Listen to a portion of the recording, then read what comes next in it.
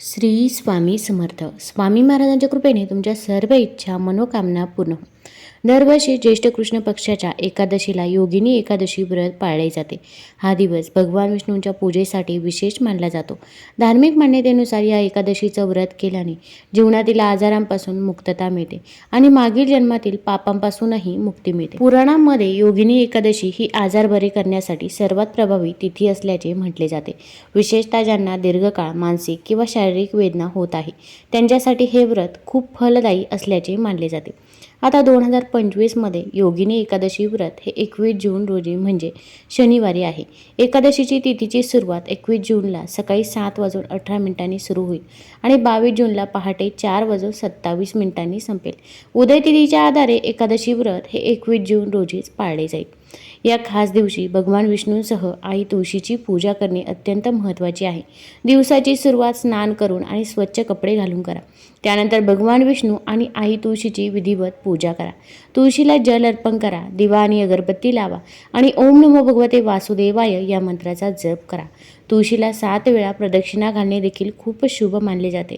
भगवान विष्णूला अर्पण केलेल्या नैवेद्यात तुळशीची पाने ठेवा, कारण असे मानले जाते की भगवान विष्णू तुळशीशिवाय नैवेद्य स्वीकारत नाही. तुमची इच्छा असेल तर या दिवशी पूजा किंवा जप करण्यासाठी तुळशीची माळ देखील तुम्ही वापरू शकता. जर तुमच्या घरामध्ये तुळशीचे रोप नसेल तर या दिवशी नवीन रोप लावणे देखील खूप शुभ मानले जाते. योगिनी एकादशीचे व्रत मन, शरीर आणि आत्मा शुद्ध करणारे मानले जाते. या दिवशी व्रत केल्याने केवळ रोगांपासूनच आराम मिळतो असे नाही, तर त्याशिवाय पितृदोष, कौटुंबिक कलह आणि नकारात्मक ऊर्जेपासूनही मुक्तता मिळते. भगवान विष्णूंच्या कृपेने जीवनात सुख, शांती आणि समृद्धी देखील येते. आता या दिवशी आपल्याला काही उपाय देखील करायचे आहे. भरपूर वेळा आपल्या आयुष्यामध्ये अनेक अडचणी, अडथळे, संकटे असतात आणि ते काही संपायचं नाव घेत नाही. आता संकट येणारच नाही असं तर होणार नाही, पण आपण संकटाचा वेग मात्र नक्कीच कमी करू शकतो. तसेच आपण मेहनत तर घेत असतो, पण मेहनतीचे देखील आपल्याला पाहिजे तसे फळ हे काही केल्या मिळत नाही. मग आपल्या कष्टाला नशिबाची साथ मिळण्यासाठी, आपल्या आयुष्यातील दुःख, दारिद्र्य, गरिबी दूर होण्यासाठी या दिवशी कोणते उपाय करावे, कोणत्या सेवा कराव्या याचबद्दलची माहिती मी आज तुम्हाला या व्हिडिओमधून देणार आहे. तत्पूर्वी तुम्ही चॅनलमध्ये नवीन असाल तर चॅनल लाईक करा व सबस्क्राईब देखील करा. कमेंटमध्ये श्री स्वामी समर्थ किंवा ओम नमो भगवते वासुदेवाय लिहायला विसरू नका. आता या दिवशी आपण भगवान विष्णूंची पूजा करायची आहे. भगवान विष्णूंचा फोटो नसेलच तर अशा वेळेस आपल्या घरामध्ये बाळकृष्णाची मूर्ती ही असतेच, तर बाळकृष्णांची आपण या दिवशी पूजा सेवा करायची आहे. या दिवशी आपल्याला पिंपळाच्या झाडाला एक वस्तू अर्पण करायची आहे. आता हा उपाय कोण करू शकतं, तर घरातील कोणत्याही व्यक्तीने हा उपाय ही सेवा केली तरी पण चालेल. फक्त सुतक असेल किंवा मासिक धर्म असेल तर या काळामध्ये आपल्याला हा उपाय करता येणार नाही. अगदी हा उपाय तुम्ही सकाळी करू शकता किंवा सायंकाळी जरी तुम्हाला वेळ मिळाला तर या वेळेमध्ये जरी तुम्ही हा उपाय केला तरी पण चालेल, कारण की शनिवारी पिंपळाच्या झाडाची पूजा करणे याला देखील खूप महत्त्व आहे. मग अगदी दिवे लागण्याच्या वेळेस देखील तुम्ही हा उपाय नक्की करू शकता.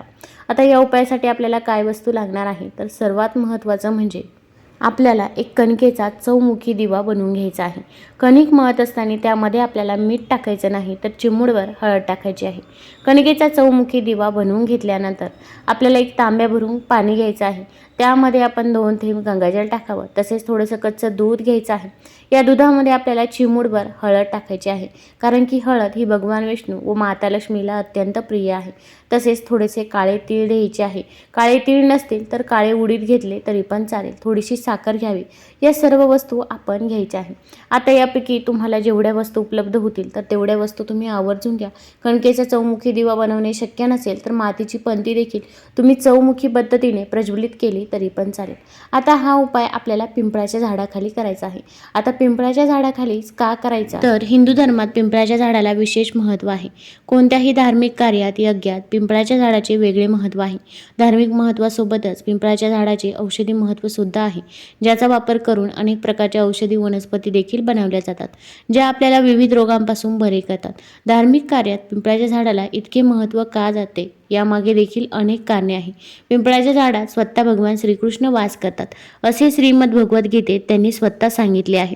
अर्जुनाला उपदेश करताना श्रीकृष्ण म्हणाले की अश्वत्थम वृक्ष, ज्याचे वर्णन गीतेच्या 10व्या अध्यायात देखील केले आहे. याचा अर्थ सर्व वृक्षांमध्ये मीच पिंपळ वृक्ष आहे, म्हणजे स्वतः भगवान श्रीकृष्ण पिंपळाच्या झाडात वास करतात. तसेच स्कंद पुराण या धार्मिक ग्रंथातही या झाडाचा उल्लेख आढळतो, ज्यामध्ये या वृक्षाला भगवान विष्णूंचे संपूर्ण रूप मानले गेले आहे. पिंपळाच्या झाडाच्या वृक्षाच्या मुळाशी भगवान विष्णू वास करतात, श्रीकृष्ण त्याच्या खोडात आणि नारायण स्वतः फांद्यांवर वास करतात. आणि जिथे भगवान विष्णू असतात तिथे माता लक्ष्मी देखील असते.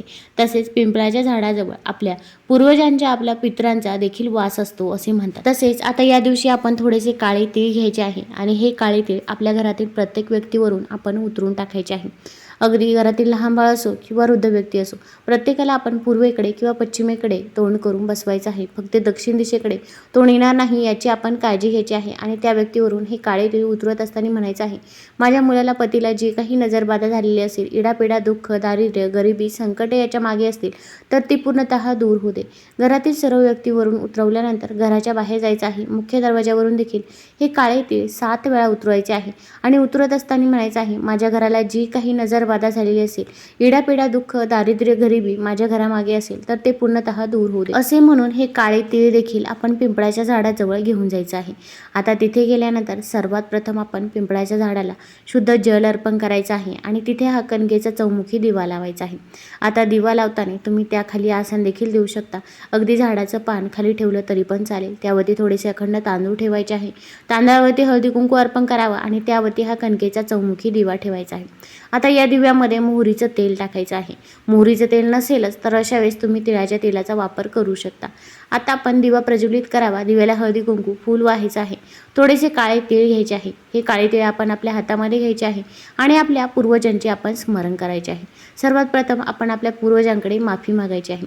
आपण म्हणायचं आहे, माझ्याकडून जर काही चूकभूल झाली असेल, घरातील लहानाकडून मोठ्यांकडून जर काही चुका झाल्या असतील तर त्याबद्दल आम्हाला माफ करावे. पण इथून पुढे आमच्याकडून जशी सेवा होईल तशी सेवा आम्ही तुमची नक्की करू असे आपण आपल्या पूर्वजांना म्हणायचे आहे. आणि हे काळे तीळ आपण तिथे झाडाजवळ अर्पण करायचे आहे. तसेच थोडेसे काळे तीळ आपण हातामध्ये घ्यायचे आहे आणि आपण ओम शनिदेवाय नमः, ओम शनिदेवाय नमः या मंत्राचा देखील जप करायचा आहे. अगदी तुम्ही 11 वेळा जरी हा मंत्र म्हटला तरी पण चालेल. त्यानंतर हे काळे तीळ आपण त्या दिव्यामध्ये टाकायचे आहे. तसेच काळे उडीद आणले असतील तर ते काळे उडीद देखील आपण तिथे पिंपळाच्या झाडाजवळ अर्पण करायचे आहे. साखर अर्पण करायची आहे. कच्चं दूध आणि त्यामध्ये आपण हळद टाकली होती ते देखील तिथे अर्पण करायचं आहे. तसेच आपण जे काही मुलांवरून, घरावरून जे काळे तीळ उतरून आणले होते तर ते काळे तीळ घ्यायचे आहे आणि ते काळे तीळ अर्पण करत म्हणायचं आहे, माझ्या घराला जी काही इडापिडा, नजरबाधा, दुःख, दारिद्र्य, गरिबी, संकटे मागे लागली असतील तर ते पूर्णतः दूर होऊ दे असे म्हणून ते काळे तीळ तिथे पिंपळाच्या झाडाजवळ अर्पण करायचे आहे. आता यानंतर आपण पिंपळाच्या झाडाला 11 प्रदक्षिणा करायच्या आहे. प्रदक्षिणा करत असताना आपण ओम नमो भगवते वासुदेवाय, ओम नमो भगवते वासुदेवाय या मंत्राचा जप करत राहायचा आहे. प्रदक्षिणा करून झाल्यानंतर पिंपळाच्या झाडाखाली जी काही माती आहे तर ती माती आपण आपल्या कपाळाला लावावी. आपल्या मुलांच्या कपाळाला देखील ही माती लावायची आहे.